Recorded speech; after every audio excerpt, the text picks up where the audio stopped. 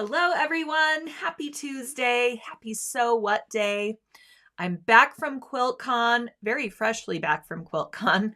So I have a lot of fun things to share with you. I'm going to show you some pictures of what went on at Quiltcon. And we'll talk about some of the trends. I'll show you a lot of quilts from the quilt show floor. So we're going to do that a little bit later because first I have a tutorial to share with you, of course. And I'm actually wearing a version of this project that we were hanging in the booth at our Sulky booth at Quiltcon, and it was very popular. So I thought I would share it with you today so that you can make one as well. But before we get into all of that, how is everyone feeling about our free motion for beginners quilting session? This virtual session is available at sewingonline.sulky.com, and all of the lessons, all 11 videos, all the ancillary products and education and the pattern for the sampler quilt, everything is going to be ready for viewing on March 9th. So that's coming up rather soon. So I hope everybody is registered and ready and waiting for free motion for beginners. This session is going to cover free motion from the very start. So you'll drop the feed dogs on your sewing machine, install your free motion foot, or some machines tell you to install your embroidery foot. And we're going to take you through everything as an absolute beginner, but then we're going to go into some free motion techniques that maybe you're not familiar with if you've dabbled in free motion before. So Eric Drexler, who's a national educator for Sulky, he is going to take you through how to set up your machine, how to even sit at the machine so that you're comfortable, your posture, how to hold your hands, all of that stuff. And then he's going to teach you through 4 different quilting styles you can do free motion on your machine. He's going to go over how to transfer a design. If you're not comfortable with just dropping those feed dogs and starting to move your fabric around, I know I'm not comfortable with that, and I do free motion all the time. I still like to plot out my quilting lines just to be on the safe side. So he's going to give 2 different transfer techniques for designs, and tons of quilting designs are included with purchase of that free motion quilting session. So you'll be able to download those templates, and you can use them in a few different ways to transfer those designs to your quilt top. And that way you don't have the added stress of, doing it without those plotted lines. I just can't even tell you, I really don't have the confidence yet to even, go off on my own. I'm hoping to get there at some point soon. I'm really kind of jealous of those people that just can do all those meandering lines and everything just by looking at their quilt, up close and personal. But at any rate, I think you'll really enjoy this education, this virtual class. It is completely self-guided, so you can choose which videos you want to watch when. And then the very last lesson, I'm going to come on and teach you how to make this free motion quilting sampler quilt. It's a mini quilt that hangs on your wall. And I don't know if you can see, it has some really cool trim on it to just kind of kick it up a notch. And it's kind of a mix between the cool macrame wall hangings that are coming back into style and a little quilty project. So we're going to marry those two, create a sampler that you can use all kinds of free motion templates from the class to kind of practice and get the hang of it and have something pretty to show for it as well. The fabrics that are featured in the kit for the class are all Tula Pink and Anna Maria Horner fabrics from Free Spirit. You can see them here. You'll also get the macrame beads and the cording, some sticky Fabrisolvi so you can print your quilting templates, and then all this beautiful sulky thread and the needles to go with them. The thread included in this gives you lots of different options for trying out those quilting techniques. You'll get lightweight thread, heavyweight thread, In between thread, you'll get blendables thread, solid threads. So lots of different looks you can create, and it's great to have a sampler like this where you can try all these different threads on your sampler quilt, which is pieced together rather quickly and simply using half square triangles. And you can also rearrange those half square triangles to create different looks for your wall hanging as well. So this is a really great curated kit. It's on sale for only $49.99. You'll get all of the materials that you need to create this exact wall hanging. And then throughout the lessons in the Free Motion for Beginners session, you can choose a big meandering stitch for that heavyweight thread, which is what I did. You can choose a hollow shimmer metallic thread, which is what I use to kind of thread paint along all of the petals in this wall hanging. You certainly don't have to do what I did, but I did a lot of different quilting techniques on mine to give you the options and to allow you to choose what you want to quilt onto your wall hanging. So as I mentioned, this is an on-demand session, which means after March 9th, you can log in at any time. You don't have to be there live on March 9th at all. You will get an email on March 9th saying the course is now ready for you. You can watch any of the videos at any time, and they're stored in your personal library for all eternity. So the class doesn't expire. You don't lose your access to it. You'll have access to this pattern and all of those quilting templates moving forward as long as you have your account at sewingonline.sulky.com. So if you've never tried Free Motion, I highly recommend diving into this session because Eric makes it really, really easy to understand. He lets you, experiment and make mistakes and learn from those mistakes. We're going to be creating some practice quilt sandwiches so that you can learn all the quilting techniques through the session. And then when you go to your wall hanging, you can look at your samples and decide what look you are going for and what look you want to display on your finished wall hanging. We're going to create, here's one of my samples. You could see there's lots of different thread weights and types, lots of different thread or quilting styles. There's bubbles, circles, meandering. I made this in the scraps left over from cutting out my wall hanging pieces so that I could audition all of those threads and see which ones I wanted to use on which print and which fabric color. So this becomes a really important part of the class, is creating all of your sample quilt squares so that you can see how everything looks. You know, the difference between a 12 weight thread and a 30 weight thread and a 50 weight thread and an invisible thread.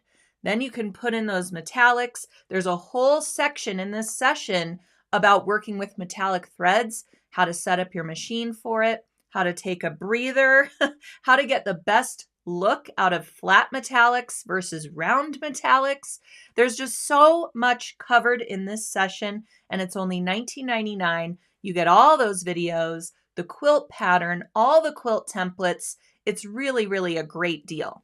And if you choose to grab up the kit for only $49.99, you'll get all of those threads, all of those needles, all of the fabric and materials that you need to create your wall hanging. Even the batting is included and the backing fabric.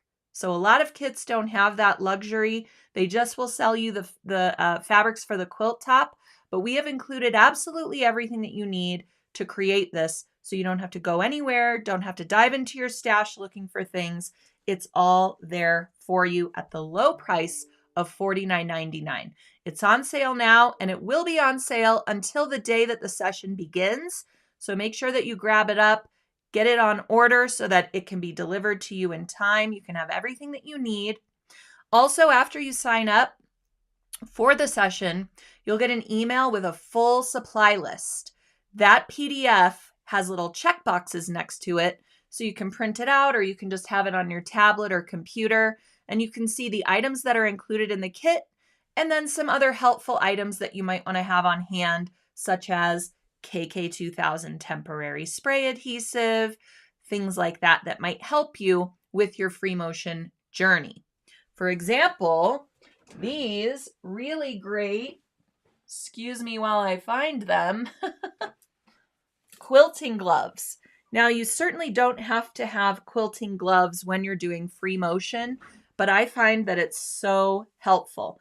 I actually did a video for the session using the gloves and a video not using the gloves, so you can kind of see the difference. These particular quilting gloves are by Swan Amity, and we have them at sulky.com. They are mesh on the outside, kind of like a golfing glove. And then on the inside, they have padded areas for your hands where you would normally experience fatigue at the sewing machine. They also have a couple of different fingertips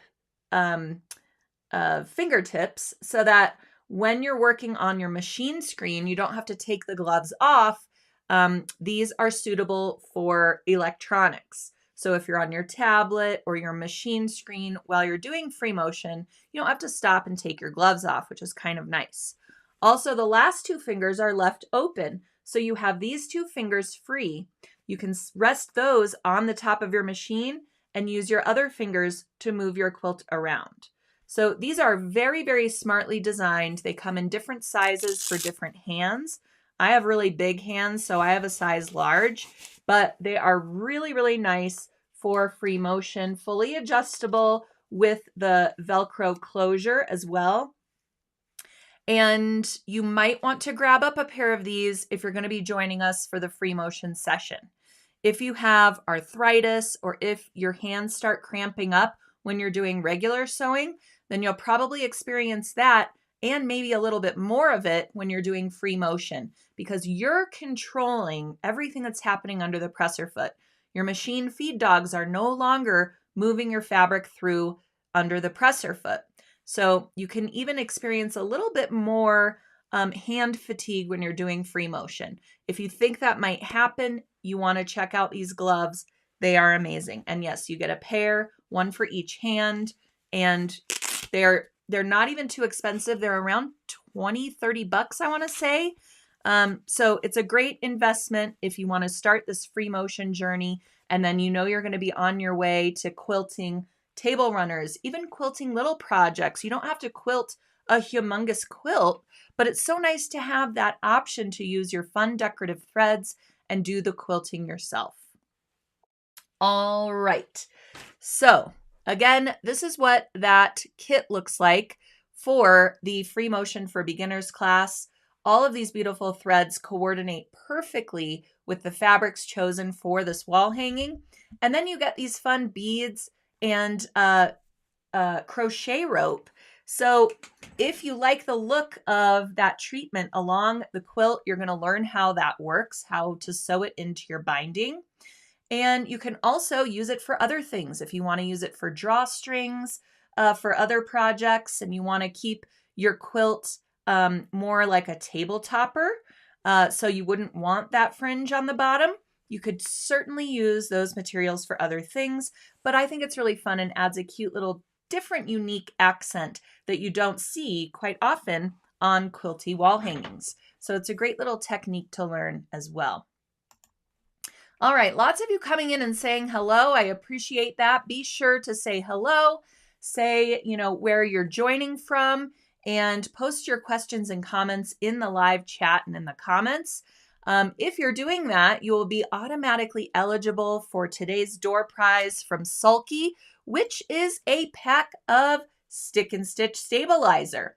We're actually going to be doing a little bit of a handwork project today, and it is facilitated by Stick and Stitch Stabilizer. Now, interestingly enough, Stick and Stitch Stabilizer is the same product as Sticky Fabra Solvi Stabilizer. They just have two different names because Stick and Stitch is really marketed towards hand workers, whereas Sticky Fabra Solvi is really marketed towards quilters. So it has two different names, but it's exactly the same thing. We're going to use it in two different ways.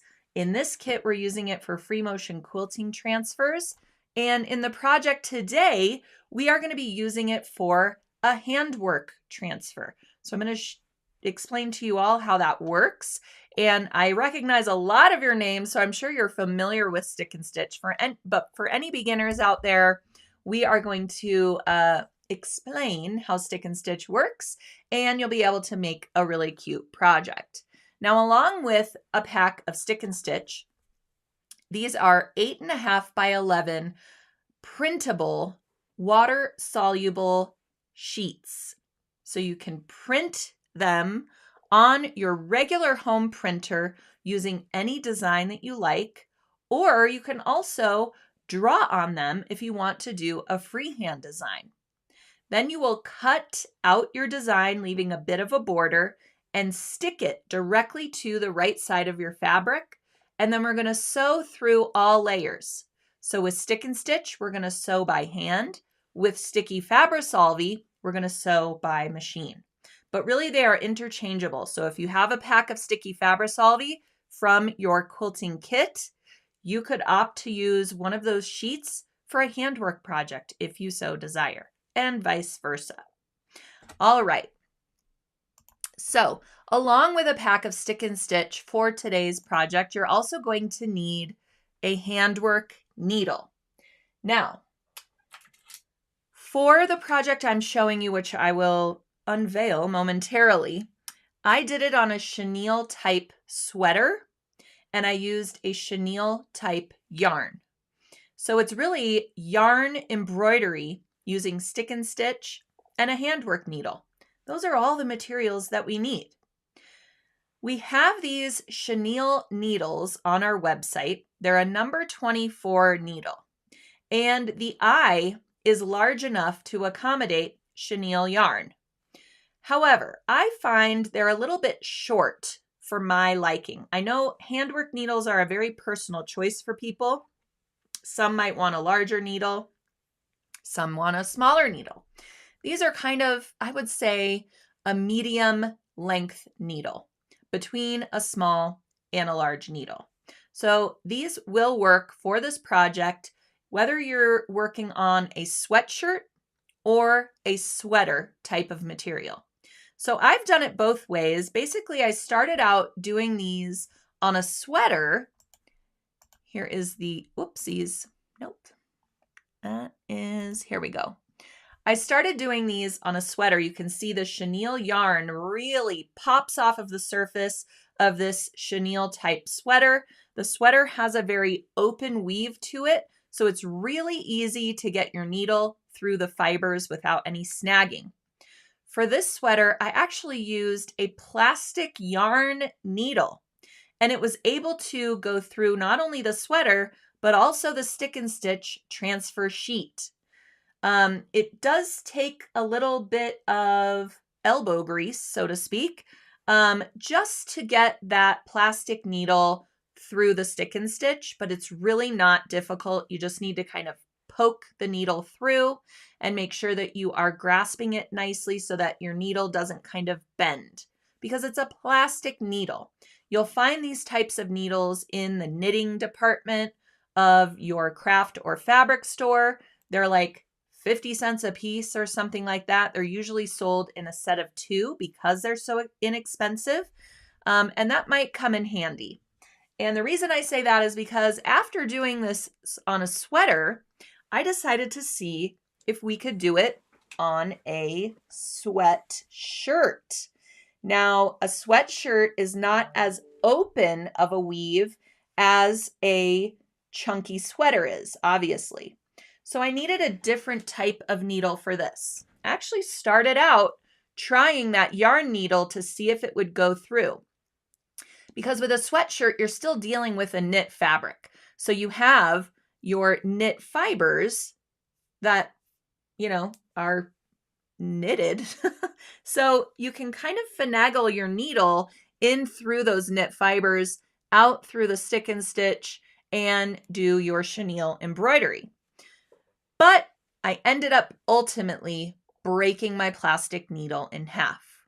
So thankfully, I have my grandmother's old sewing kit.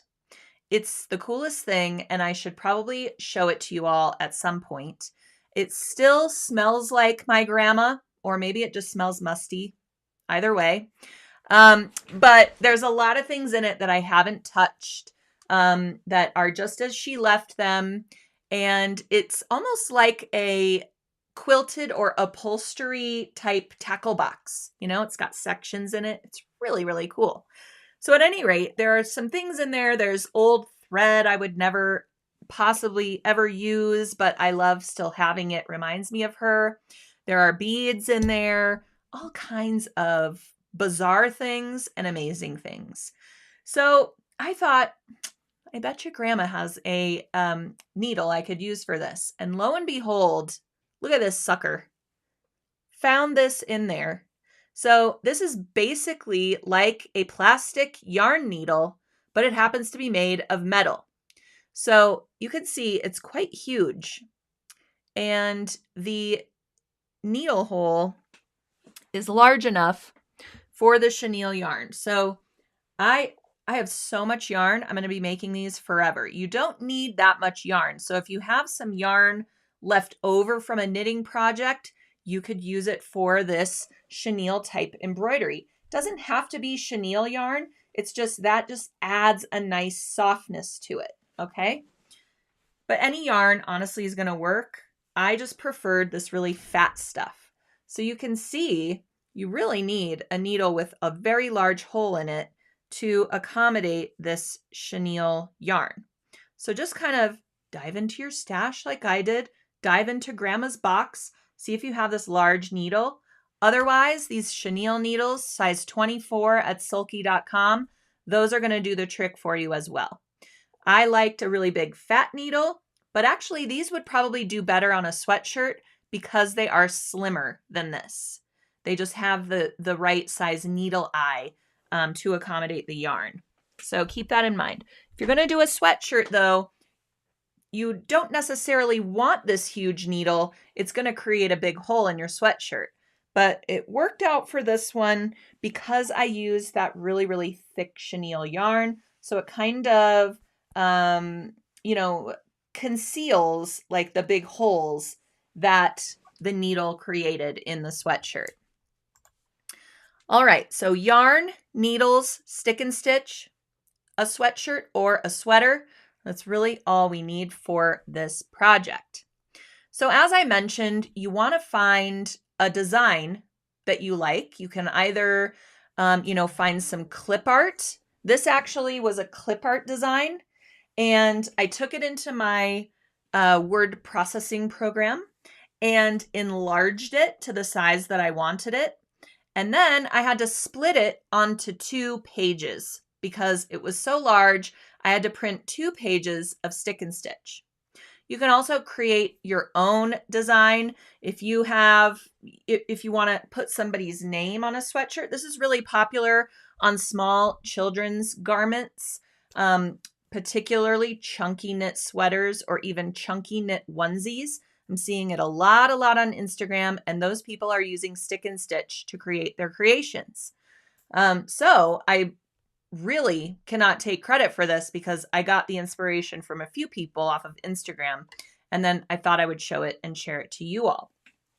So keep in mind, depending on the length of the word that you've chosen, maybe you want to do this for the holidays. Mine obviously worked for Valentine's Day, but I have another one in the works. I had planned to do this at our make and take or at our demonstration booth for Quiltcon, but we were so incredibly busy, I never even opened it out of the bag. But I thought a really cute idea would be to do this on an adult sweater. And quite honestly, for an adult garment, I don't want my name on something. It's a really cute idea for kids, but me personally, I also don't want my kids' names on their shirts because it just invites strangers to call them by name, which freaks me out. So I'd rather do something like love or, fearless is the sweater I just showed you because my girls are very into Taylor Swift. So they wanted kind of a Swifty phrase or word. So that's why we went with fearless. But I found this really chunky sweater at the Target clearance aisle. Thank you, Target. It is the one I wore last week when I was getting in the mood for St. Patrick's Day. And it's more green than it looks. It looks very yellow on screen, but it's a very green color. So I was thinking of doing this treatment on this sweater and actually using 2 strands of our 12 weight fuzzy Filaine thread. And I was going to use this darker green and maybe write lucky or something for St. Patrick's Day. So this is coming soon, but these are the materials I got. So the Filaine thread is obviously a lot thinner than that chenille yarn, but it is still a 12 weight thick thread, and it has a yarn-like appearance when you use it for hand embroidery. So I was thinking if I do 2 strands of this and a big thick chain stitch on this sweater, it'll be a lot less, prominent than the Love sweatshirt I have here because of the thread weight, but I think it'll still have a really cool impact. So we'll see how that turns out. And maybe we can use that Filaine thread. Since the sweater is so fuzzy, I thought our fuzzy thread would work really well with it. I shouldn't call it fuzzy. It's more like a faux fur type thread. All right. Let's see. So I know a lot of questions are coming in. Let's just stop for questions really quick so we can kind of keep up with them. They go by so quickly. Let's see. Oh, lots of people saying free motion. They have quilting gloves. All right. Great. Stacy's already got her kit. She's already ready to go. Perfect. Anita says, I find that quilting gloves are very useful for controlling the fabric when sliding it around. Yes. Oh, Janine, good to see you. I met Janine at Quiltcon. We talked it up about Bali. Wait till you see the elephant quilt I'm about to show you from Quiltcon. We're going to go to an elephant sanctuary in Bali. If you're interested in any of our craft tours trips, we were really talking them up at Quiltcon, met a lot of people who have done a lot of traveling, and they say Bali is amazing. So you can check out our craft tours trips. I linked to them in the description of today's post. They're at the very bottom. So if you're not seeing all the links for today, click on that See More button and the whole description will pop out and you'll be able to click through to everything I'm talking about today. The stick and stitch, the free motion quilting session, the free motion quilting kit, even those chenille needles are on there. So you can find links for all of that. So good to see you, Janine. All right. And yes, Eric Drexler is a great teacher. So thank you for that. Let's see. There were some questions about, okay. Noreen is signed up for free motion. Excellent. Excellent. Okay. So people from Alaska's in the house. Great.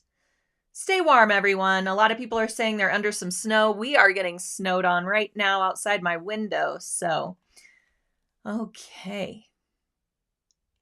I thought there were, oh, okay. Cecilia says, I have a plastic needle, was my mom's. It's 50 to 60 years old. Yeah, unfortunately, my plastic needle came from that sewing kit for my grandma I was telling you about. So, I was a little sad when it broke, but it is just a plastic yarn needle. So, it can be replaced, I suppose. Okay. All right. Grandma, what a big eye you have. Hi, Deb. I know. I was so excited to find it, though, because when that one broke, I was like, how am I going to finish the project? And Grandma to the rescue. Thank you very much. Okay. Let's see. Celeste says, do you use an invisible thread and a zigzag stitch to sew on by machine? So I assume you're talking about this chenille look. Now, that's called couching, and you certainly could do that. If you don't want to do any hand stitching, you could use invisible thread. You could lay out your thread. You can actually buy couching feet that hold on. They have a little loop where you put your yarn through, and then when you sew, it feeds your yarn under the presser foot, and you zigzag stitch over it. So I would still do the same exact type of embroidery transfer method with the stick and stitch stabilizer. Put it on your sweatshirt and then follow those lines with your couching foot and your yarn and your invisible thread. So great, great tip. All right, but that is not how I did this. I did it by hand, and we will get to it here momentarily. Okay. I was just trying to make sure that we were caught up on questions. So keep them coming, and we will move forward with the yarn embroidery or chenille embroidery tutorial. So first things first, you need to figure out the sweater or sweatshirt that you're going to try this on. You want to use a non-woven type, open weave type of garment for this when you're doing it by hand. Now, if you're doing the couching method, you could do it on a jean jacket if you want, because you don't have to get your needle through all of the thickness of those fabrics. But for this type of hand embroidery using the chenille yarn or any type of yarn, you want to choose an chunky open weave sweater, or as you can tell, the sweatshirt also works. So we're going to kind of measure where we want to place our design. And you want to do this before you even print onto your stick and stitch, so that when you size up your lettering, whether you're creating your own design on a word processing program or using a clip art of some sort, you want to be sure to size it to your sweater or sweatshirt. So this one was actually getting a little bit big, and I was worried that the letters were going to go into my armpit. Nobody wants that, right? So you want to be sure to size up your chosen artwork or your, word using your favorite font or what have you. Size it up to the available dimensions on your shirt. The ruler that I'm showing here, actually from side to side, it's a 14-inch ruler. It worked for the width of design. So I knew that it could only go about 14 inches before going into the armpit. And then you could kind of create the height based on the person that's wearing it. So this was a child's size 8-10 sweater. So same thing goes for there. You don't want it to go up so high that it's up, near the neckline. You want a little bit of a border so that it just sits nicely on the body. At the same time, you don't want your words going all the way down to the belly button. So you could also have the recipient or the wearer of this put it on. And what I like to do is I'll even use some of the stick and stitch stabilizer and cut some little strips of it. And I'll create an X on the shirt to denote the width and the height that is going to look good on the shirt when it's being worn. So you can tape that. I like to use the stick and stitch because, especially if you're using a fuzzy sweater, you'll want to wash that away when your embroidery is all done. If you use like a masking tape, when you go to peel the tape off, it could take some of those loops or the texture of the fiber with it when you peel it away. So that's why it's important to use the water-soluble stuff. So just create a small strip of that stick and stitch, same thing that you're going to use to transfer your design. Create a little X to denote the width and the height.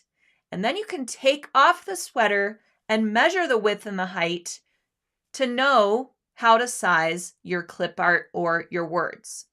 So once you have that all sized on your word processing program, you can print it out onto your stick and stitch. You want to, let me see if I have a picture of that. Here it is after it's printed out. So on this child size, I was able to size the word to fit on one sheet of stick and stitch, as you can see here. Now, we really recommend that you print your stick and stitch on the lowest ink setting that you have on your printer. The reason being is you don't want to oversaturate the product and have a bunch of ink that you don't need. It wastes ink from your printer, and you really just need to be able to see the design well enough to follow it with your needle and yarn, okay?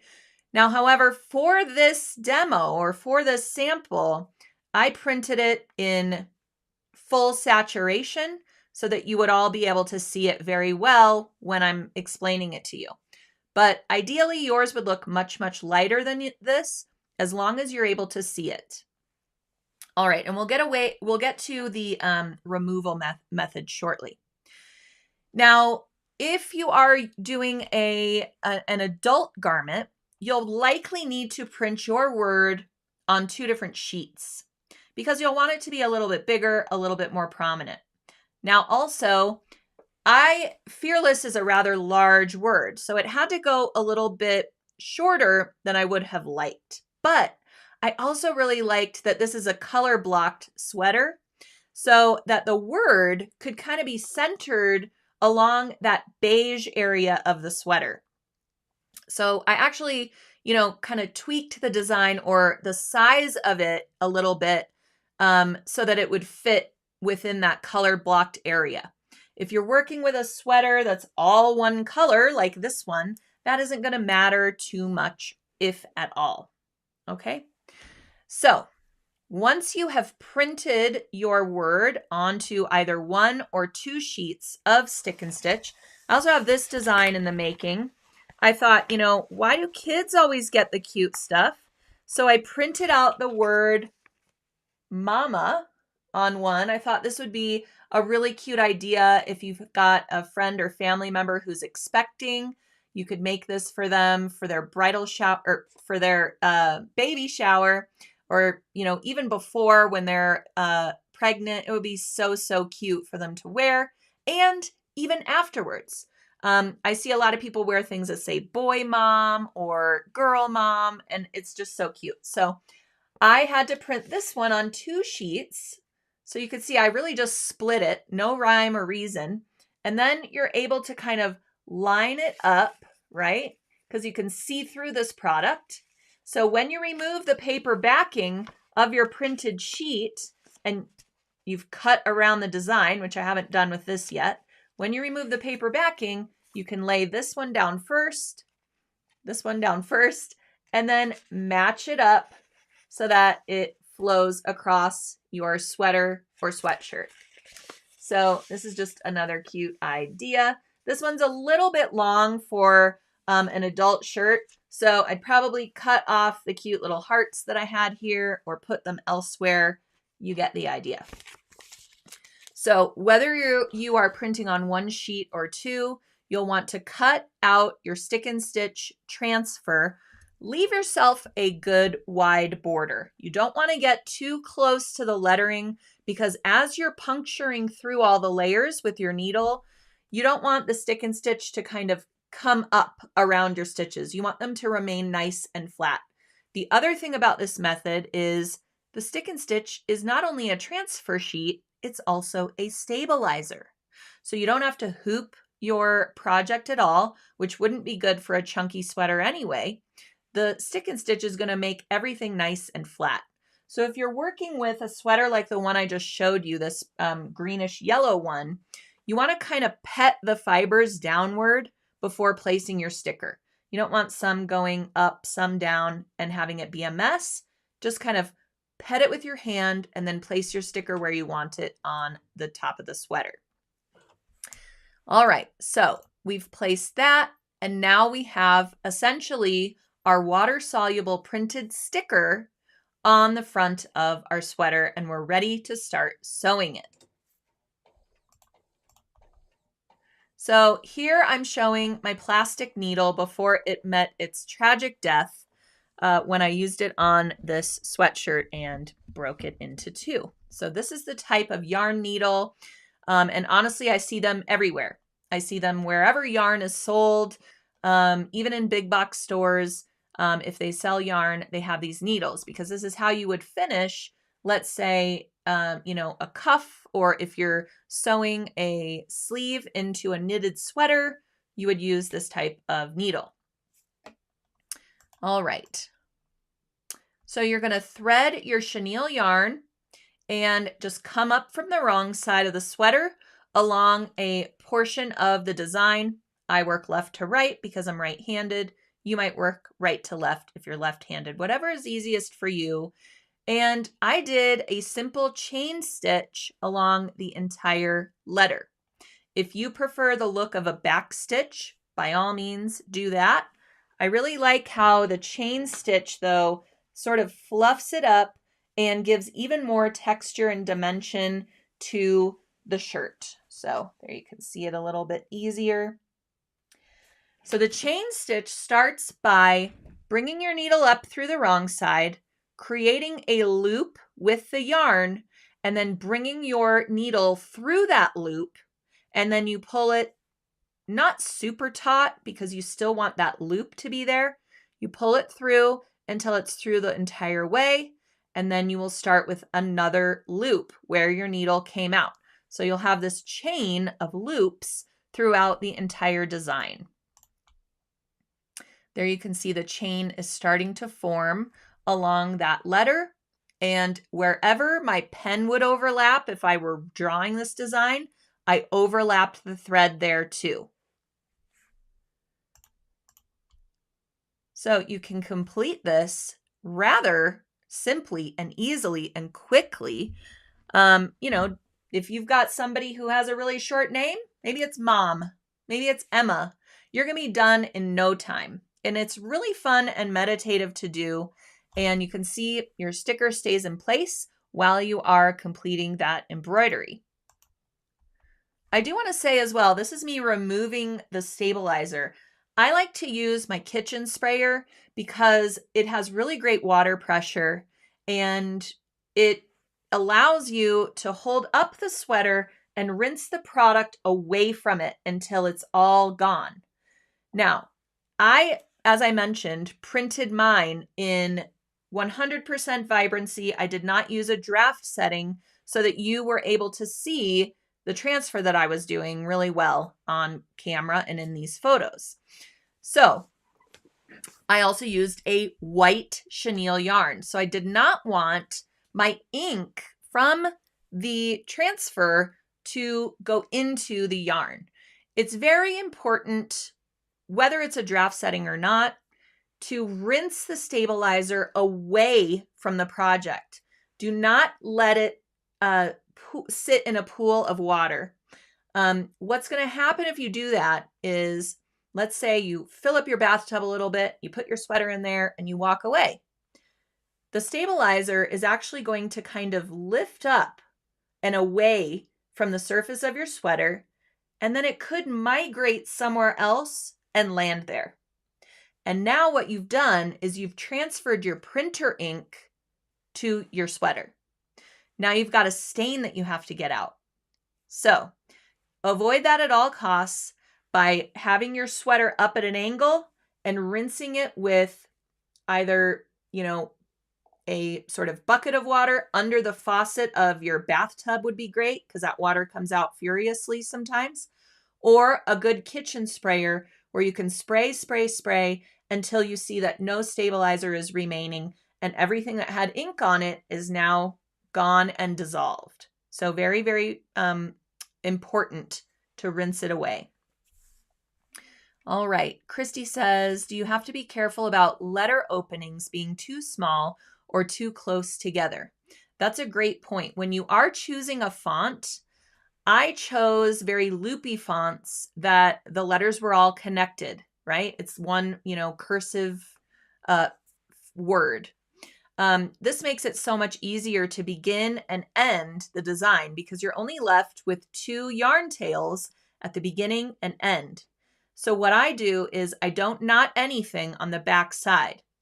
When I'm all finished and I've left these long yarn tails at the beginning and end, I'll turn the sweater to the wrong side, and then I thread my needle with those tails and weave them through the stitching on the back side of the letter.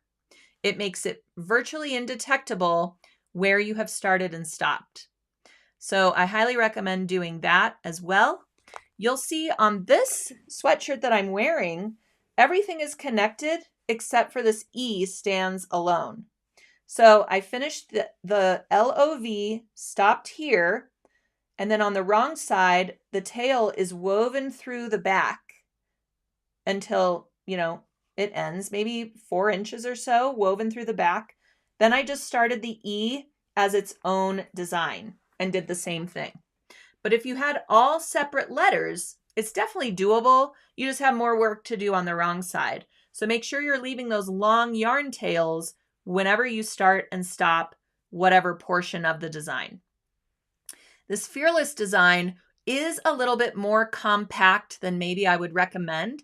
So when you're doing the E and the A, it becomes a little bit harder to read the word. So that is a good point. Make sure that, your font is large enough and open enough so that you can still read the word after you're doing the chain stitching. Now, if you're going to use the filane thread, like I'm going to do in my next sample, you'll have a lot more freedom for the fonts that you choose. You can probably go much, much smaller. You can have dots on your eyes, things like that, because that thread is so much lighter weight than using a big fat chenille yarn. So yes, that is a good point. And if you're worried about it, maybe, print out just the E or just the A that you're going to use and just do a little sample to see if you like the look of it and if it's still readable.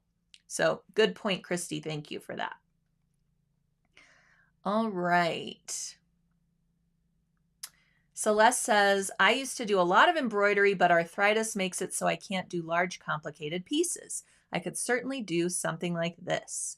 Yeah, when you are using a big fat needle, it makes it so much easier, and a large scale something like this, yet it's still really impactful, and you got to use your hands to make it. So, all right. Okay, Judy says, I have a sprayer on my laundry room sink just for stabilizer removal. Amazing. I wish I did. That's a great idea.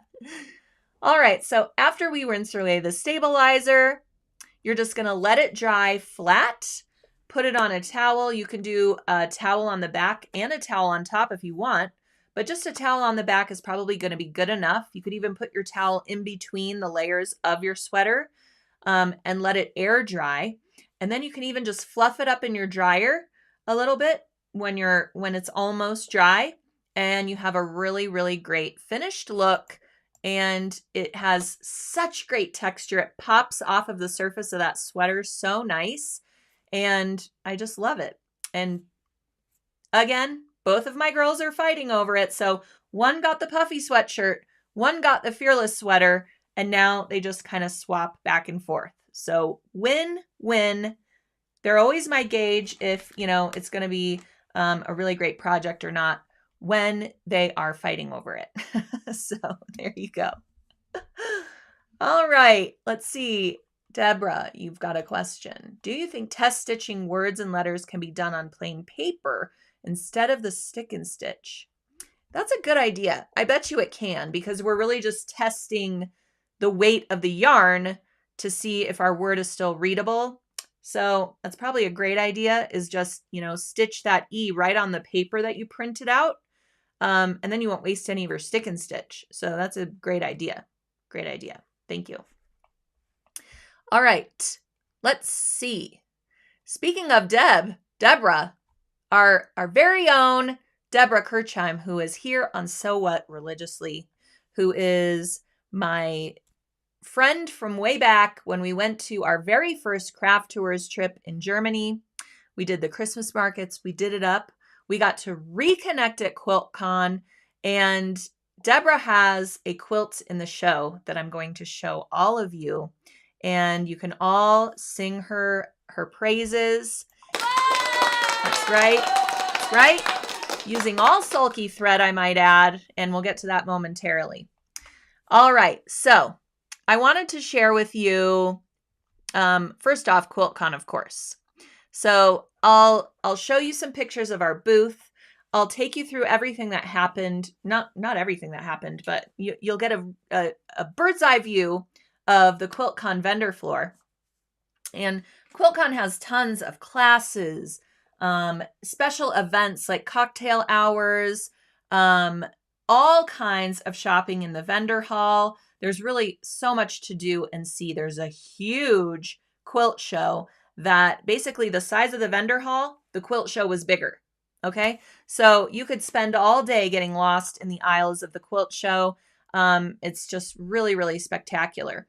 So I'll show you all of that, but I also wanted to show off some of the sought after products that everybody was going nuts for as well, so that you can see all the things that were selling out of people's booths. So we can kind of get a glimpse into what is trending for the spring and even into the summer and fall based on, all of those things. So first off, we arrived in well, before I get to Quiltcon, any other questions about the chenille yarn embroidery on a sweatshirt or sweater? If you have any more of those questions, send them my way in the comments and we will address those before we move on to our spectacular Quiltcon recap. All right, I think we're all caught up. Fairly easy project, so I hope you all make one. So first off, we at Sulky, we arrive at Quiltcon a day early. We set up our booth for hours and hours, and we get to know our neighbors around us. And this is what the back wall of our booth ended up looking like, displaying a lot of the projects that I'm sure you're familiar with here on So What and on the Sulky blog, etc. So this was our back wall, and then we had a side wall. Oh, look, it's the sweatshirt I'm wearing. And a lot of other projects to just show off Sulky thread so people can see it, feel it, touch it, and understand about different thread weights and stabilizers to use.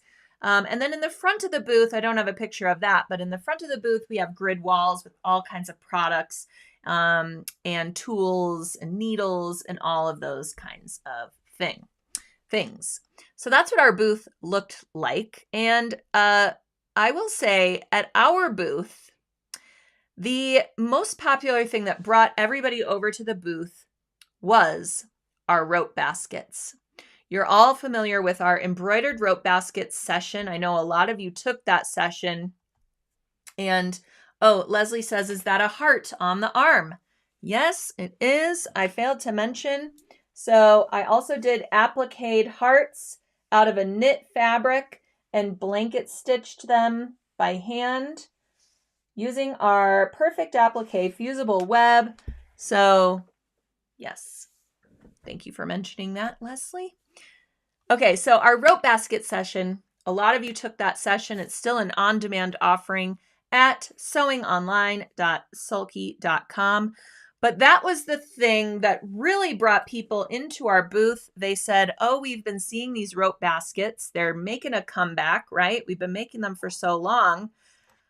But then they would notice the embroidery inside and everyone went nuts. So we sold out of Ultra Solvy. We sold out of Microtex needles. We sold out of everything you can imagine that would make an embroidered rope basket by day 2 of this Quiltcon. It was unreal. So rope baskets are here to stay, and embroidered rope baskets are definitely here to stay. So I wanted to make sure, before I get to rope baskets, this was another special that we had at our booth, the Talk Quilty to Me t-shirt. Now, these were also extremely popular. We sold out of most sizes, but we do have some left over. So this is a coming soon for you all. These are going to be on the Sulky website. You will be able to get your own Talk Quilty to Me t-shirt. I wore mine almost all weekend long. I had to wash it halfway through. But these were super popular and almost gone. So good thing we had another run of them, and you'll be able to grab up your own Talk Quilty to Me t-shirt if you so desire. These will be on the Sulky website soon. Right now they're saying out of stock because, we just returned from Quiltcon and we've got to kind of get everything back on the website and things like this. So we will definitely let you know when this is available for purchase. But speaking of the rope baskets, if you are interested in one of our rope basket kits, like every single person at Quiltcon was, you can grab them up at sulky.com. It comes with the clothesline that is recommended for machine embroidery. And the reason it's recommended for that application is because it's 100% cotton. It's 7/32 inch in diameter, and it can withstand multiple needle holes when you're doing the embroidery at high speeds. So any thicker rope is going to get smashed by all of the needle holes and all of the thread that you're putting into it. So it really, really works best with this particular clothesline that we have in this kit. Also in the kit is some Ultra Solvy stabilizer for your embroidery, and then all of these beautiful threads that correspond to the embroidery designs that you get with purchase of our embroidered rope baskets session. You also get a pack of Microtex needles, some hardware, and some faux leather if you want to create some different handles or a label for your basket. So this is a really amazing kit, still available at sulky.com. We also have a kit called the Base Rope Basket Kit. This is if you want to choose a different machine embroidery design for your rope basket that uses different colors other than the ones that I just showed you there. If you just want to create a rope basket with no embroidery, etc. So this kit comes with the clothesline rope, the Microtex needles, and the Ultra Solvy stabilizer. Okay? We also sell the rope separately on its own. So if you grab up one of the previous kits I just showed, but you want some extra rope to create some extra baskets, you can throw in the rope on its own and buy it individually. Because again, this really is the best stuff. It has no plastic running through it, doesn't harm your machine. You can sew on it with those Microtex needles, polydeco thread, and you're in business with rope bowls. All right, so that was by far the most popular thing that brought people into our booth, that got the conversations going. Everybody wanted to know how to embroider a basket. So thankfully we have a video series with tons of video instruction included, from making the basket from scratch to personalizing it with handles and bases and hardware to adding machine embroidery. All right. So another thing that was really popular at our booth that we introduced at Quiltcon is our No One Needs to Know vinyl sticker. This is a reusable, repositionable sticker that can withstand your dishwasher, all kinds of things. So you could put it on a water bottle, you could put it on your computer, you can even put it on your sewing machine. And since it's a removable vinyl sticker, it will not harm it and not put any gross glue residue on there. So no one needs to know. You can see the little heart at the bottom has a seam ripper going through it and it's crying. And the one on top looks beautiful, like it was never torn apart and put back together. So this is a little nod to our usage of our favorite tool, the seam ripper, and no one needs to know about it. So you can grab up this vinyl sticker at sulky.com as well. This is another really popular product that I actually was seeing all over Quiltcon. Ruby Star Society has some really cute sewing themed jewelry. And we happen to have these adorable scissors at sulky.com that you can pick up if you enjoy. They're a little bit of a dangle, but they're very small, so they're a little bit subtle, but I think they're just adorable. All right, Sharon says, are the rope bowl videos on Sulky website or on YouTube?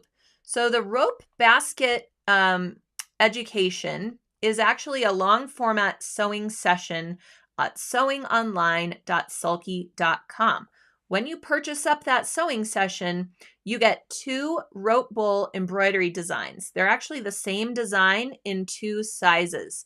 So you can make a small basket using a 4x4 embroidery hoop, or you can make a little bit larger basket using is it a 5x7 or a 6x10? I can't remember off the top of my head, but it's a larger design. So you can make a larger basket or a couple of small ones using that kit. All right. And yes, now we have posted it there for you so you can go check it out. Tons of videos, just like our free motion for beginners session that's up for pre-registration. It is an on-demand session. You can access it at any time, completely self-led by you. So you can watch whichever videos you want to watch, continue watching, rewind, pause, fast forward. It's a really, really great platform for that. The thickness of the rope is 7/32 diameter. All right. Do I have a picture of the rope bowls?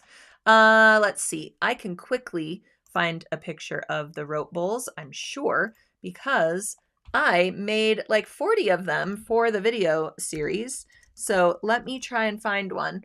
All of the samples were at the Quiltcon booth, so I don't have them with me to show you, here in person. But let's see. I have so many pictures. So bear with me just a moment. Oh, that's the embroidery design. Here we go. So here you can see, here's one of the baskets I did with a faux leather embroidered label, and it's also got some handles on it. And I used decorative rivets to attach these to the finished rope bowl to the side of it. Now I also have embroidery on the center of the basket going directly through the basket. Let me see if I can pull this up. Here is the embroidery on the inside of the rope basket, right on the base, through the rope, and it's so beautiful. And this one also has this handle treatment, but I show some different handles you can use as well. We do an opening in the rope that becomes a handle, and then a different type of wrapped handle that is also attached by those rivets. So let me see if I can find these. These were all at the booth. These were the baskets that everyone was going nuts over. Here's kind of a sampling of a few different ones. So you can see we've got some rows of rope that are wrapped in fabric, some that are not. I also did an entire video on how to change up the shape of your basket and use more of a border embroidery design rather than a circular wreath type design. And that one has the rope handle treatment. So you can see the wrapped leather handles, which also conceal the end of your rope, which is kind of nice to conceal them with a wrapped leather handle. Or you can also do a little coil, which I also explain in all of the videos for the rope baskets as well. Let's see, I think you can see the coil on this oval basket that I made. This has a little shape to it along the upper edge, and it also is finished with this coil and has the rope handles. So this would make a really nice bread basket, or even a basket to hold your keys and things by the front door. So this is just a different finishing technique, a different design is used, and a different handle treatment. All of these things are explained in the embroidery session, which is at sewingonline.sulky.com. And you can grab up that rope basket kit. I think I already showed you this one, but here's another one. You can grab up that rope basket kit that goes with the session so that you have all the threads that you need, all the needles, the stabilizer, the faux leather, the rivets, the rope, and that coordinates directly with the session. You can also grab up our base rope basket kit that has the rope, the needles, and the stabilizer. Then you can choose your own adventure as far as what threads that you would like. I will say that the kit that goes with the session also comes with a king spool of, let's see, where is it? A king spool of the polydeco thread that is used to create the rope basket itself. It is the color that blends in with the rope exactly. It's nearly indetectable. That's how much it matches. Let me see. I think this is the picture of it. So that spool on the top, that's a larger spool. That's called a king spool. That's the spool that we use to construct the basket itself. And then all the beautiful Poly Deco colors, or actually I think they're rayon colors, those coordinate with the embroidery designs that you get for free when you purchase up that session. All right, Cecilia says, is the shapely edge explained in the video tutorial? Yes, it is. There's a whole video on how to change the shape of your basket as well, how to create more of an oval shape, and then what to do, how to manipulate it while you're sewing it to create this wavy edge or create those handles. All right. Stacy says, I love the rope bowls, and now I'm purchasing the rope bowl kit. Are the baskets sewn by a regular sewing machine? Yes, they are. So you'll sew up your rope basket up until you have the diameter that you want. Then you'll remove it from the machine. Don't clip your threads, or, don't tie off your threads. Leave them long. Leave your rope long. And then you're going to embroider the base using all the video tutorials. After the base is embroidered, then you bring it back to your regular sewing machine and you build up the sides, adding whatever types of handles or finishes that you want based on the videos. So humongo embroidery sewing session there with lots and lots of videos to choose from for creating all sorts of different baskets. All right. Let's see. Okay. So let's get back to our Quiltcon photo montage here that we had started. So rope baskets, huge. All the materials to embroider on them, humongous. Everyone was going nuts over it. The earrings, everyone was going nuts over. Let's see, what's this? Oh, so this thimble, I know you guys, I've talked about this. I have this thimble in the rose gold.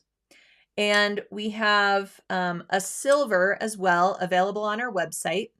It holds the tools that I use most often, and it sits right next to my sewing machine so that when I need that slitting pen that I'm always talking about, it is right here. I'm always looking for it. I always have my 1x6 ruler in here as well. I have 3 of these because I have one here, I have one on my cutting table, have one next to the machine, and sometimes it goes to my ironing board because I never want to be without it and I never want to forget where I've put it. So I have 3 of these. But at any rate, these are my most used tools, marking pens, etc. And I absolutely love this thing. Now we have this really pretty pearl white iridescent thimble. And I'm almost regretting my rose gold because I like this one so much. So I'm just bringing this to your attention because it's a fun new notion or handy tool at sulky.com as well. And Cecilia says, I need one of those rulers. They are also at sulky.com. Pretty inexpensive as well. So there you go. Okay, so let's get back to our Quiltcon Spectacular. So I showed you our Sulky booth. This is what you would look at when you round the corner and see Sulky. And I met some of our So What crew and had to take some pictures as well. So you'll see those sprinkled in here. But we hung out, we met each other, we took pictures, we had a great time. There I am in my Talk Quilty to Me shirt that I was showing you. And speaking of Deborah, this is Deborah and Sharon. And Deborah's here on So What with us every single week. Deb and Sharon were on our craft tours trip, as I was mentioning. So it was so great to be reunited and to see them and to see Deb's quilt in the show, which I will show you momentarily. So it was a great time. And this is what I'm calling our Sulky in the Wild. So a lot of people came over to the booth and they said, oh, Sulky, I love you guys. Guess what? It's on my t-shirt. So I'm going to enlarge this shirt for you. This woman took her t-shirt and she took our Petites thread. Can you see it better here? And she sewed little embroideries on the cuff of her shirt, on the neckline of her shirt, down the side seam, which is a little hard to see next to her arm there, and along the hem. And I just fell in love. How have I not thought to do this before? She's the cutest thing. And what a fun thing to do to your t-shirt using the Sulky 12 weights, cotton petites, thread, a hand needle, and some concentration. I just thought that was the cutest thing I've ever seen. What a great garment treatment, and I loved it.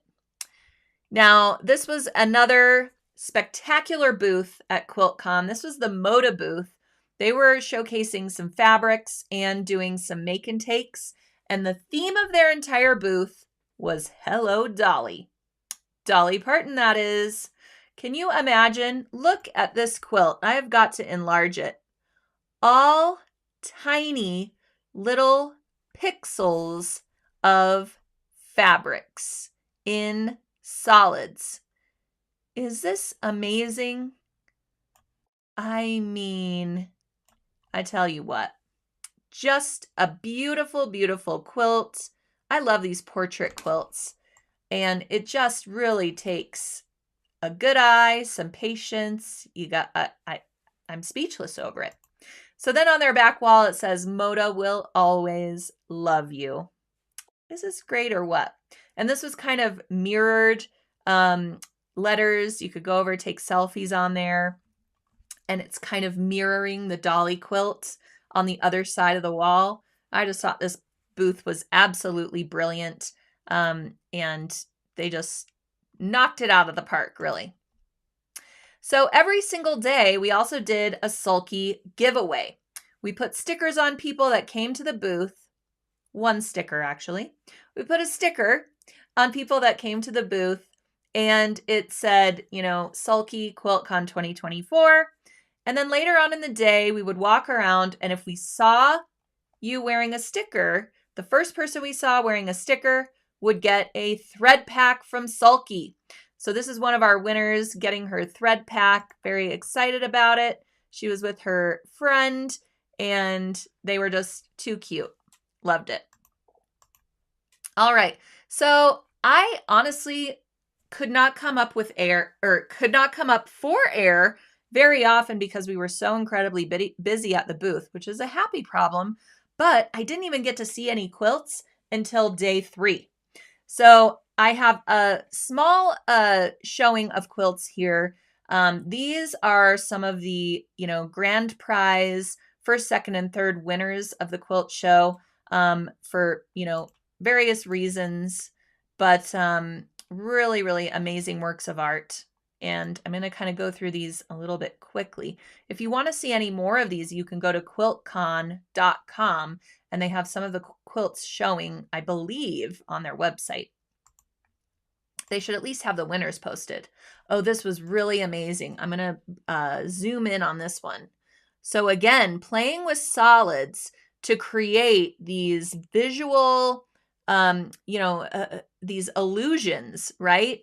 And this was all solid fabrics, and then it was quilted in like a square design. So just straight line quilting along the vertical width, or horizontal width and vertical length. Really, really beautiful, striking works of art. Here's another really cool quilt. I just went around taking pictures of everything that caught my eye. It was so, and this is really only about 2 rows, because then I had to rush back to the booth so that I could help out my teammate, because again, we were just so incredibly busy. This is called, I think, Mind's Eye. So it looks like an eyeball. I mean, just amazing. We have to get close-ups of all of these so you guys can see really well. My Wild Violet Eye. Isn't this amazing? I'm so speechless. They're just so incredible. And this quilt was so large that it had a larger drape to hang it. Okay, it was so big and just so striking, and the quilting on it, let me see if we can see, it's straight line quilted, actually matchstick quilted, meaning the lines are even closer together than straight line quilting. Matchstick quilting is done unevenly. So, you know, the look of a lit match, right, that's been blown out. So it's got a little bit of scraggy lines. Just amazing work on these quilts. Here's another, this was in the scrappy quilt area. Can you imagine? Scrappy? Oh, incredible. I just love the play on colors. Lots and lots of solid fabrics being used with just prints on the backside. So this quilt was all quilted with a very heavyweight thread in loops, and then they were cut apart. Is that the coolest? This reminds me of like the shag rugs at Graceland. Okay. It was so cool. I turned the corner and saw this. I was just like, what? Can you imagine if this was done in sulky filane thread and then we brush it all out and it's just like this Monsters Inc., you know, animal quilt? So neat. Okay, this was in the small quilts area. There was a whole category devoted to smaller quilts. So this was all done by hand, you guys. Hand quilted in all of these concentric circles, all of these rows, all the different thread colors you can see here, the play on the dark, light, and so on. Then there's some open areas as well with invisible threads in all of these circles. This, I just thought, wow, isn't this incredible? And again, done in solid fabrics so that the quilting really takes center stage. Love that. Here's another beautiful piece in solids and a lot of straight line quilting, but then some decorative areas as well inside of these diamond shapes. This one's called Finding Joy in Margaritaville. Love it. And you could see I was kind of in a section where people were using the same fabric colors. So that's why they're a little bit similar in, you know, the color of fabrics here. But I thought this was really interesting to take a basic kind of quilt pattern and put it on its side and add these other things to it and slice it down the middle. That was just so creative, incredibly creative.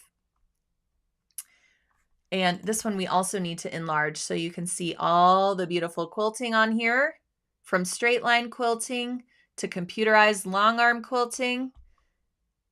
Just a huge, you know, sort of buffet of different quilting styles and pretty designs. This is another one of our winners. I found her in the quilt show wearing her Sulky sticker, and I had to put her up here. She was very surprised that she was taking a photo and I just tapped her on the shoulder and she was like, what? And she was the winner. I love giving people thread. It's very fun. They get very excited. This is another one of our winners. She won a pack of glowy thread. And she came over to chat with us and she had been wearing her sticker, putting it on her new shirt every day. And we just said, okay, you have to win because your dedication to Sulky is palpable. We love you. And here is a pack of glowy thread. Ooh, okay. So this one is like a mandala or a snowflake or something, but all of the white pieces here are quilted in what appeared to be a darker gray color. And then the black was quilted in what appeared to be a black color. This was an absolutely amazing, amazing quilt. Just so striking. I don't know how long it takes these people to finish their quilts. Maybe they should put that on their entry form because I would just be curious to know. Speaking of Bali and the elephant sanctuary, I had to take a picture of this guy because I love elephants, but I love portrait quilts. I love animal quilts. I love paper piecing where, you know, all these pieces come together to create this very familiar elephant shape. And then this is quilted in every single section of this little elephant in a different direction, in a different way. And the whole outline was done on a long arm. I mean, this is just beautiful. Love him or her. Oh, very cool dimensional piece. How, it looks like all of these pieces are intertwined. Let's get a close-up of the quilting on here so you can see how these sections are put together in sort of a triangle fashion to create this optical illusion with fabric and thread. And this was just an amazing use of color and quilting technique. This was stunning. A stunner. All right, everybody. This is Deborah Kirchheim's quilt. She entered in the small quilt category. She used all sulky thread to create her little egg shapes and her background. And congratulations, Deb. Thank you for representing Sulky so well. Let's get a close-up of this beautiful quilt that she created all on a solid background using all sulky threads. Yes, girl. Love it. Oh, Deb says, I heard that elephant was quilted by an 18-year-old. What? Love it. Amazing. Okay, unfortunately now I have lost my place in our slideshow, so bear with me a moment here while I get back on track. Were we here? Nope, we were not there yet. Sorry, everyone. Oh, yes. Deb's quilt. Bravo, bravo, bravo. This is kind of a side view so you can see all the texture from all of that thread. Great job, Deb. Love it. Ooh, I thought this one was so cool with these clouds. It's like the rainbows going into the clouds and meeting in the middle, and it has like a puffy textured look because of the really thick batting that was used. And it's got like a silky type of fabric for the clouds. It's called the Joy Bubble Quilt. It got 3rd place in its category, and I just thought this was so neat. Hand quilting, big stitch quilting in these areas, bringing everything together. Blues and blacks and grays and whites, and then all the scrappy colors. I just thought that was phenomenal. Here's another one. This is the last quilt I'm going to show from the quilt show because, I mean, honestly, I wish I could show you every single one. There's just so many. You could spend all day just in the quilt show and then spend the rest of your time taking classes and in the vendor hall, and you would still think that you missed something and need to go back. That's how many beautiful, beautiful quilts are in there. But I just thought this was cool. It looks like, tree roots or something like this, and the use of color, and again, solid fabrics, lots and lots of solid fabrics so that you can really see all the quilting filling in every single piece in a different way. So it causes all this movement across the quilt and your eye just bounces around and just so neat. So a great quilt show as always at Quiltcon. And then some of the other booths, this is the Sewtopia booth. They sell fabrics and kits and everything. And I actually was in line to check out because, of course, I did a little shopping of my own. And I just thought, man, they have kept this really neat all weekend long.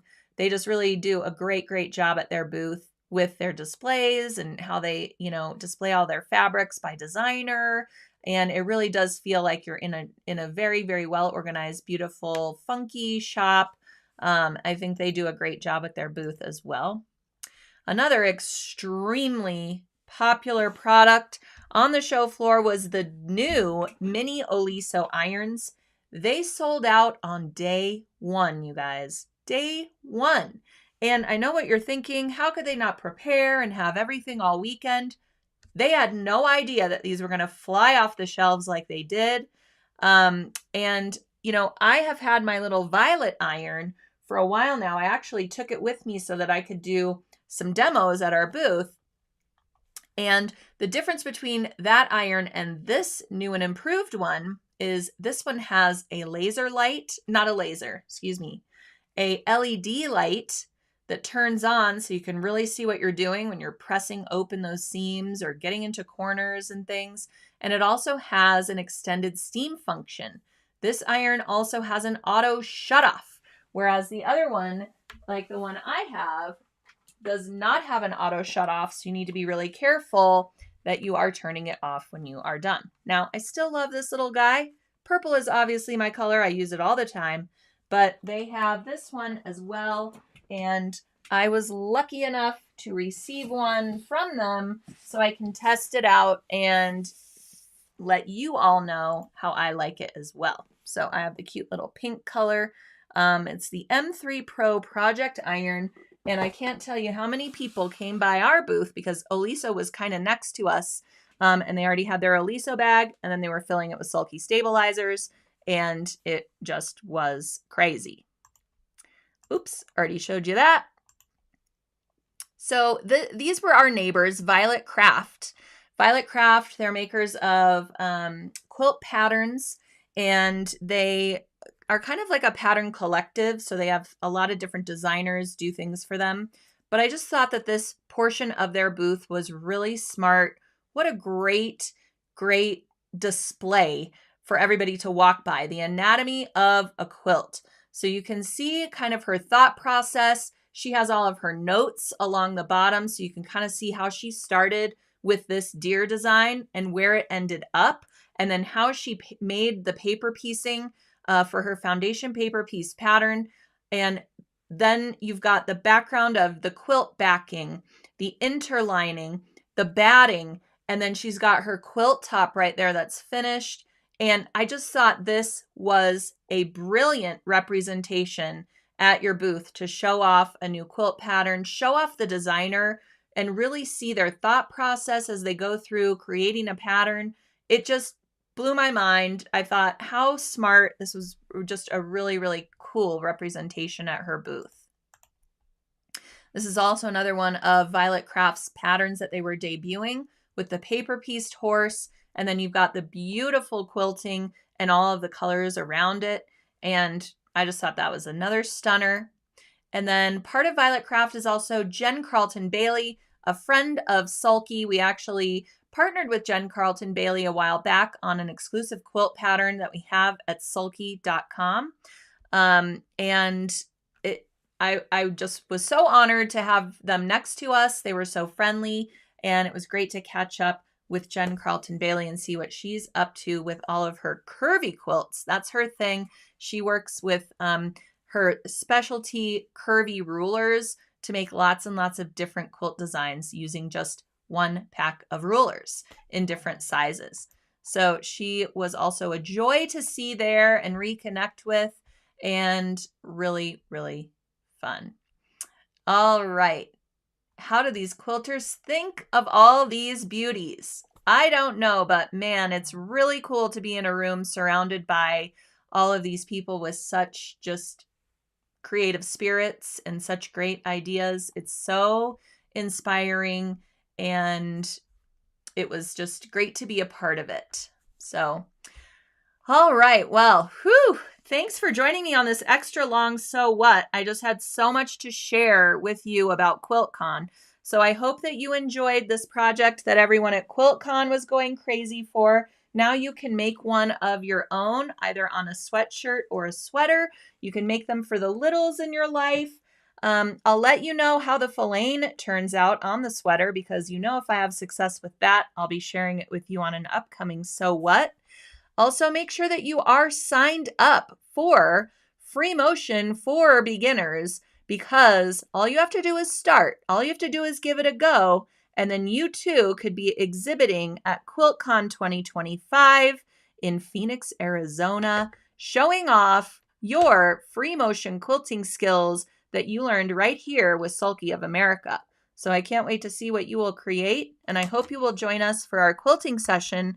It is all ready for viewing on March 9th. So make sure that you reserve your spot.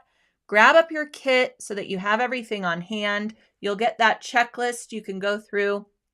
Grab up some quilting gloves if you think that you might want those for the session. It's completely on demand, available for viewing at any time after March 9th. So check that out at sewingonline.sulky.com. And I will see you all next week for another So What?